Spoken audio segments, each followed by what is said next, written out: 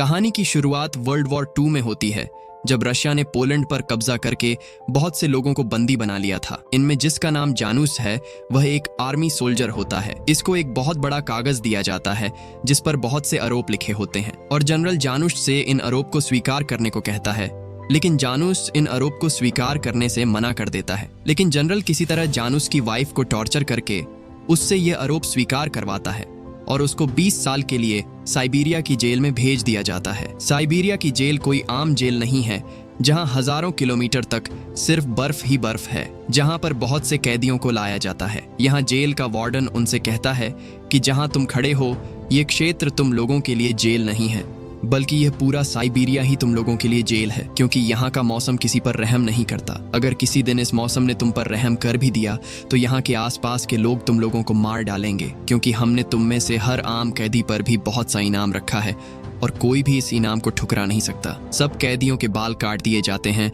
और उनको सर्दी से बचने के लिए कुछ कपड़े दिए जाते हैं। यहाँ पर कैदियों को खाना इतना कम दिया जाता है कि यहाँ पर बहुत से कैदी विटामिन डी की कमी की वजह से अंधे हो चुके थे और यहाँ पर बहुत से कैदी भूख के मारे तड़प रहे थे। यहीं पर एक कैदी जिसका नाम मिस्टर स्मिथ है, उसका कुछ खाना जमीन पर गिर जाता है और वह खाना एक भूखा कैदी उठाने ही वाला होता है कि स्मिथ अपना खाना पांव के नीचे दबा देता है और खुद उठा लेता है। ये देखकर जानूस अपना खाना उस भूखे कैदी को दे देता है। यहीं पर स्मिथ जानूस से कहता है कि क्या तुम्हें उसकी तरह भूखा मरना है, लेकिन जानूस कहता है उसकी उम्र देखो ये कितना भूखा है। लेकिन जवाब में स्मिथ कहता है कि मैं भी बूढ़ा हूँ और मैं उसकी तरह मरना नहीं चाहता और यही तुम्हारी हमदर्दी एक दिन तुम्हारी जान ले लेगी। यहीं जानूस के पास एक दूसरा कैदी आता है जिसका नाम रॉय है। वह जानूस से पूछने लगता है कि तुम आखिर यहाँ कैसे पहुंचे हो। तब जानूस कहता है कि मुझ पर जासूसी का आरोप लगाकर यहाँ भेजा गया है। रॉय भी कहता है कि मैंने एक आदमी को फिल्म में इतना अमीर बना दिया कि मुझे 10 साल की सजा सुना दी गई। इसके बाद हमें एक कैदी दिखाया जाता है जिसका नाम वल्का है, जो जुए में गेम खेलते हुए हार जाता है और उस पर बहुत कर्ज चढ़ चुका था। इस गुस्से की हालत में वह दूसरे कैदी से उसका स्वेटर मांगता है, लेकिन वह कैदी स्वेटर देने से इनकार कर देता है। ये सब देखकर वाल्का हंसते हुए आगे बढ़ता है और चाकू निकालकर उसे वहीं मार देता है और कैदी से स्वेटर उतार लेता है। यह सब देखकर जानूस हैरान रह जाता है और वह रॉय से कहता है कि इसे गार्ड्स क्यों नहीं रोकते, लेकिन रॉय बताता है कि यह खानदानी चोर, उचक्के और कातिल हैं, इनसे तो गार्ड्स भी दूर रहते हैं। दूसरे दिन सब कैदी काम करते हुए दिखाए जाते हैं, लेकिन जानूस इस जिंदगी से बिल्कुल भी खुश नहीं था। वह रात को रॉय से यहाँ से भागने के बारे में पूछता है। तब रॉय बताता है कि हम उन तारों के बीच से निकल सकते हैं, लेकिन अब भी हम झील से 500 किलोमीटर दूर हैं और झील के आगे मंगोलिया बॉर्डर है। हम वहां जाकर आजाद हो सकते हैं, लेकिन हमें इसके लिए तैयारी करनी होगी, हमें बहुत सा खाना चाहिए होगा। और वह कहता है मैंने तो अपना खाना इकट्ठा भी करना शुरू कर दिया है और तुम भी अपना खाना इकट्ठा करना शुरू कर दो और बर्फबारी होने पर हम यहाँ से निकल सकते हैं, क्योंकि इससे हमारे पैरों के निशान भी छुप जाएंगे। कुछ दिन ऐसे ही गुजर जाते हैं। एक दिन जब सब कैदी काम पर जा रहे होते हैं, लेकिन तेज बर्फबारी और तूफान की वजह से कोई भी आगे नहीं बढ़ पा रहा था। गार्ड इन सब कैदियों को वापस ले जाने के बजाय उन्हें वहीं नीचे लेटने को कहता है। तेज बर्फबारी की वजह से कुछ कैदी वहीं गिर जाते हैं। गार्ड कैदियों को जबरदस्ती नीचे लेटने को कहते हैं, लेकिन कैदी गार्ड से कहते हैं कि अगर वे यहाँ से पीछे नहीं हटे तो वे यहाँ जमकर मर जाएंगे। लेकिन गार्ड कहता है कि वे यहाँ जमकर मर जाइए, उसे इससे कोई फर्क नहीं पड़ता। लेकिन स्मिथ उसकी बात नहीं सुनता और कहता है कि अगर ये 200 लोग मर गए तो वह आगे क्या जवाब देगा। वह गार्ड को नजरअंदाज करते हुए तूफान से बचने के लिए जंगल में जाने लगता है। गार्ड उस पर बंदूक तान देता है और कहता है कि रुक जाओ वरना वह गोली चला देगा, लेकिन स्मिथ रुकने के बजाय आगे बढ़ने लगता है। यह सब देखकर गार्ड बाकी सब कैदियों को भी जंगल में ले आता है। कैदी इस बर्फीले तूफान से बचने के लिए लकड़ी से कैंप बनाने लगते हैं। कुछ देर मेहनत करने के बाद आखिरकार वे एक छोटा सा कैंप बना लेते हैं और उसमें बैठ जाते हैं। वे स्मिथ को भी अपने साथ आने को कहते हैं। सब कैदी स्मिथ की बहादुरी को देखकर उससे अपना तारुफ करवाने लगते हैं।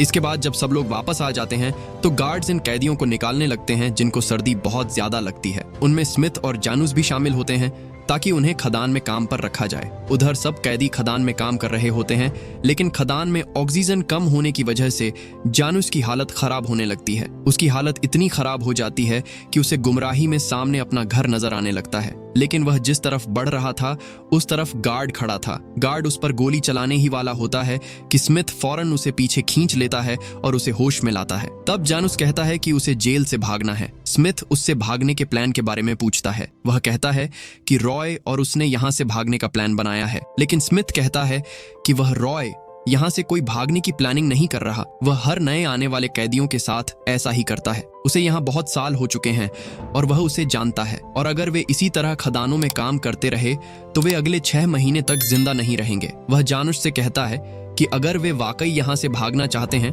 तो वह उसके साथ है। अब इधर बर्फबारी का मौसम शुरू हो चुका था। जानूस रॉय को बाहर निकालकर कहता है कि आज रात वे यहाँ से भाग सकते हैं, लेकिन रॉय झूठ बोलते हुए कहता है कि यह तूफान जल्दी ही थम जाएगा और इसके लिए अभी उन्हें और बहुत सी तैयारियां करनी होंगी। जब वह किसी तरह से जाने को तैयार नहीं होता तो जानूस को समझ आ जाता है कि वह उससे झूठ बोल रहा था। इसी दौरान दूर खड़ा वाल्का उन्हें देख रहा होता है, जैसे उसे मालूम हो चुका हो कि वे भाग रहे हैं। अब ये दोनों उसे देखकर अंदर चले जाते हैं। उधर जानूस और स्मिथ अपने कुछ दोस्तों को भी अपनी टीम में शामिल कर लेते हैं। उनमें से एक काजिक था जिसको रात को दिखाई नहीं देता था। जब टॉम को यह बात मालूम होती है तो वह बताता है कि तुम हमारे साथ कैसे चल सकते हो, लेकिन काजिक कहता है कि मुझे सिर्फ रात को नहीं दिखता, मैं तुम्हारा कंधा पकड़कर चल लूंगा। उनमें एक और कैदी था जिसका नाम खबारोव था। वह अपनी ड्राइंग का इस्तेमाल करके कैदियों को तस्वीरें बेचता था और उनसे खाना ले लेता है। ये लोग प्लान बनाते हुए कहते हैं कि रात को जब पहरेदार बदलने का समय आएगा उसी समय जनरेटर बंद करके यहाँ से भाग जाएंगे। जब सब लोग पहरेदार बदलने का इंतजार कर रहे होते हैं तो अचानक वल्का जानूस के गले पर चाकू रखकर कहता है कि उसे सब मालूम है, तुम लोग यहाँ से भाग रहे हो। जानूस पूछता है तुम्हें क्या चाहिए? वल्का कहता है मेरा कर्ज यहाँ पर बहुत बढ़ चुका है और वे लोग किसी समय भी मेरी जान ले सकते हैं और मुझे भी अपने साथ ले चलो। मेरे पास ये चाकू भी मौजूद है और तुम्हें इस चाकू की बहुत जरूरत पड़ेगी। जानूस के पास हाँ कहने के अलावा और कोई रास्ता नहीं था। रात को ये सब लोग जनरेटर को बंद करके तारों को काटते हुए जेल से फरार हो जाते हैं। जब गार्ड्स को मालूम होता है तो वे डॉग्स के साथ उनका पीछा करने लगते हैं। उधर सब लोग बर्फीले तूफान का सामना करते हुए आगे बढ़ रहे थे। कुछ दूर आगे जाने पर बहुत से लोग नीचे गिर पड़ते हैं, जैसे उनकी हिम्मत जवाब दे गई हो। जानूस कहता है हमें यहाँ से जल्दी जाना होगा, गार्ड्स डॉग्स का इस्तेमाल करते हुए कभी भी हमें पकड़ सकते हैं। तभी अचानक बर्फीला तूफान तेज होने लगता है और उन सब लोगों को आगे कुछ भी दिखाई नहीं दे रहा होता। तब जानूस वाल्का से उसका चाकू मांगता है। जानूस इस चाकू से पेड़ों पर लगी खाल को उतारकर उनसे मास्क बनाता है ताकि इस तूफान में आगे चलने में आसानी हो। सब लोग इन मास्क को पहनकर आगे बढ़ने लगते हैं। आखिरकार सुबह हो जाती है। सब लोग एक जगह रुकते हैं। जानूस अपना खाना निकालता है और बाकी सबको भी अपना खाना निकालने को कहता है ताकि मिलजुल कर खाया जाए। इसके बाद सब लोग आगे सफर के लिए रवाना हो जाते हैं। थके होने के बाद भी सब लोग आगे बढ़ते जा रहे थे। एक जगह आकर जानूस सूरज की रोशनी से यह पता लगाने की कोशिश करता है कि आखिर झील कहाँ पर है, क्योंकि उनका पहला लक्ष्य झील तक पहुंचना था और उसके बाद मंगोलिया सरहद तक, जिसके बाद ये सब आजाद हो जाएंगे। लेकिन झील तक पहुंचना इतना आसान नहीं था। उन्हें वहां तक पहुंचने के लिए लगभग 3-4 हफ्ते लगने वाले थे। जब वाल्का जानूस को इस तरह रास्ता बताते हुए देखता है तो वह हैरान रह जाता है। असल में जानूस ने जंगलों में बहुत समय गुजारा है और उसे मालूम है कि किस तरफ जाना है। रात होने के करीब वे एक जगह रुकते हैं। तब जानूस कहता है कि हमारे पास खाना बहुत कम बचा है। टॉम कहता है मैं जाल बिछा सकता हूँ जिससे हम शिकार पकड़ सकते हैं, लेकिन जानूस कहता है कि इसके लिए हमारे पास टाइम नहीं है, हमें लगातार आगे बढ़ना होगा। वल्का कहता है कि हम गांव और खेतों से खाना ले सकते हैं, लेकिन जानूस कहता है कि हमारे ऊपर बहुत सा इनाम रखा गया है, वे लोग कभी भी हमें मार सकते हैं। उधर स्मिथ नुकीले कांटे वाले हथियार बनाकर मछली पकड़ने की तैयारी कर रहा होता है ताकि मछली खाकर जिंदा रह सकें। अब ठंड बढ़ती जा रही थी, इसलिए उन्हें आग जलाने के लिए लकड़ी चाहिए थी। इसलिए सब लोग लकड़ियां ढूंढने निकल पड़ते हैं। सब लोग लकड़ियां लेकर वापस आ जाते हैं, लेकिन काजिक अभी तक नहीं आया था। टॉम उसे आवाजें लगाने लगता है, लेकिन जब उसे एहसास होता है कि वह दूर चला गया है तो टॉम टीम को बता देता है कि उसे दिखाई नहीं देता। सब टीम के लोग उसे ढूंढने लगते हैं, लेकिन वह नहीं मिलता। सुबह होने पर जब सब लोग थोड़ा दूर आगे देखते हैं तो काजिक वहीं जमकर मर गया था। सब लोग काजिक की वहीं कब्र बनाकर उसे वहीं दफना देते हैं। लेकिन यहीं पर वल्का कहता है अच्छा है, खाने वाला एक आदमी कम हुआ। यह देखकर टीम के लोगों को अच्छा नहीं लगा, लेकिन कुछ अरसे के बाद सब लोग इतने भूखे हो चुके थे कि वे परिंदों के अंडे और जमीन के कीड़ों को अपनी खुराक बनाने पर मजबूर हो गए। आगे न चलने के कारण सब लोग एक गुफा में रहने लगे थे। स्मिथ मछलियां इतनी छोटी पकड़ रहा था जिनसे सबका पेट भरना बहुत मुश्किल था। रात को जब सब सो रहे थे तब वल्का उठता है और जानुश से कहता है कि इन सब में से कौन सबसे पहले मरेगा ताकि उन्हें अपनी खुराक बनाया जाए। लेकिन जानुस कहता है, सब्र रखो, जब हम झील तक पहुंच जाएंगे तो हमें बहुत सारी मछलियां मिलेंगी। रात को जब सब लोग सो रहे होते हैं तो उन्हें अपने आसपास कुछ जानवर के गिरने की आवाज आती है। सब लोग उस आवाज का पीछा करने लगते हैं तो वे देखते हैं कि बहुत से भेड़िए एक जानवर को नोच कर खा रहे हैं। सब लोग आगे बढ़कर उन्हें भगाने लगते हैं, लेकिन भेड़िए यहाँ से किसी भी तरह जाना नहीं चाहते थे। वे इतने भूखे थे कि आखिरकार उन्होंने भेड़ियों को पीछे भगा दिया और सब लोग उस जानवर पर ऐसे टूट पड़े जैसे उन्होंने सदियों से कुछ नहीं खाया हो। यह देखकर जानुस को एहसास हो गया कि वे आगे झील तक नहीं पहुंच पाएंगे। इसलिए जानुस सुबह तैयारी करके खुद झील ढूंढने का फैसला कर लेता है और सबसे कहता है कि अगर मैं 1 हफ्ते के अंदर नहीं लौटा तो समझ लेना कि मैं अब नहीं रहा। जाते हुए स्मिथ उसे सुबह ताजा पकड़ी हुई कुछ मछलियां देता है और कहता है, अपना ख्याल रखना। जानुस बिना रुके मैदानों और पहाड़ों को पार करते हुए आगे बढ़ रहा था। रात को वह थोड़ा सा पहाड़ में रुकता, उसके बाद फिर वह सफर पर रवाना हो जाता। वह शदीद भूख में उन थोड़ी सी मछलियों को खाता है जो उसकी भूख मिटाने के लिए काफी नहीं थीं। भूख और कमजोरी की वजह से उसकी इतनी हालत खराब हो चुकी थी कि उसे गुमराही में दोबारा अपना घर दिखने लगता है। आखिरकार जब वह गिरने ही वाला होता है तो वह वापस पहुंच जाता है और सब लोग उसे संभाल लेते हैं और वह उन्हें 3 दिन की दूरी पर झील के बारे में बताता है। सारी रात स्मिथ उसका ख्याल रखता है। अगले दिन सब लोग रवाना हो जाते हैं। 3 दिन के बाद वे झील के करीब पहुंच जाते हैं। जब वे जंगल के बीच से गुजर रहे होते हैं तो उन्हें अपने पीछे किसी के होने का एहसास होता है। जानुस कहता है, हमें उसे पकड़ना होगा वरना वह हमारी खबर करके हमें पकड़वा देगा। जब सब लोग उसे पकड़ने के लिए आगे बढ़ते हैं तो वह एक लड़की होती है। जानुस वल्का को रोक देता है। जब जानुस उस लड़की से पूछ कर आता है तो वह उन्हें बताता है कि वह लड़की बहुत दिनों से हमारा पीछा कर रही है और वह भूखी है और हमारे साथ आना चाहती है। लेकिन टीम वाले इस बात को इनकार कर देते हैं और कहते हैं, हमारे पास इतना खाना नहीं है और वह एक लड़की है, हमारे साथ नहीं चल सकती। जब वे झील के किनारे पहुंचते हैं तो उन्हें झील के किनारे दलदल में फंसा हुआ एक जानवर मिलता है। यह देखकर जैसे किसी की खुशी का ठिकाना न हो। रात को खबारोव उस लड़की को ले आता है जिसका नाम आयरीना है। बहुत अरसे के बाद उन्हें अच्छा खाने को मिला था। अगले दिन सब लोग वहीं झील पर कपड़े धोते हैं और सब अपनी अपनी सफाई भी करते हैं। लेकिन वल्का की बारी आती है तो वह डर जाता है कि ये मुझे मार न डालें, इसलिए वह खुद काटने लगता है। सुबह सब लोग आगे सफर के लिए रवाना हो जाते हैं, लेकिन आगे उन्हें झील पार करनी थी और बर्फ की सतह बिल्कुल पतली थी। यह देखकर आयरीना बर्फ के ऊपर भागने लगती है और भागते भागते आखिरकार दूसरी साइड जा पहुंचती है। यह देखकर सब लोग उसके पीछे बर्फ के ऊपर भागने लगते हैं और आखिरकार ये भी दूसरी साइड पहुंच जाते हैं। बहुत सफर करने के बाद आखिरकार वे एक गांव के करीब पहुंच जाते हैं। वल्का कहता है, हमें गांव के अंदर से जाना होगा, लेकिन जानुस इनकार कर देता है क्योंकि वह जानता है कि हम पकड़े जाएंगे और हमें गांव के बाहर से जाना होगा। रात के वक्त वल्का कहीं गायब हो जाता है। सब लोग यहाँ वहाँ उसे देखते हैं लेकिन कहीं भी नहीं होता। अब उन्हें एहसास हो चुका था कि वल्का गांव गया है और वह अपनी जान के बदले हमारा सौदा कर सकता है। कुछ देर बाद वाल्का जब आता है तो सब लोग उस पर बहुत गुस्सा होते हैं, लेकिन वाल्का गांव से बहुत सी खाने पीने की चीजें और एक जानवर मार कर लाया था और कहता है, हमें जिंदा रहने के लिए सब कुछ करना होगा। सुबह के वक्त सब लोग दोबारा सफर के लिए रवाना हो जाते हैं। बहुत सफर तय करने के बाद वे एक जगह ठहरते हैं, लेकिन वहां पर इतने मच्छर थे कि उनका रहना तंग हो चुका था। लेकिन जब वे आसपास के गांव के लोगों को देखते हैं तो उनको मच्छर नहीं काट रहे होते। जब सब लोग आग जलाकर मच्छर भगाने की कोशिश कर रहे थे तो टीम का एक आदमी आग बुझा देता है, क्योंकि नजदीक से एक गांव वाला आदमी गुजर रहा था और उसे मालूम न हो जाए, इसलिए सब छुप जाते हैं। लेकिन टॉम को यह जानना था कि उसे मच्छर क्यों नहीं काट रहे और वह भागते हुए उस आदमी के पास पहुंच जाता है और उससे कहता है कि हमें ये मच्छर क्यों काट रहे हैं। वह आदमी उसे एक हार पहनाता है। उसकी मदद से अब मच्छर उसके नजदीक नहीं आ रहे थे। अब सब लोग इसी तरह का हार बनाकर गले में पहन लेते हैं। बहुत दिनों के सफर के बाद आखिरकार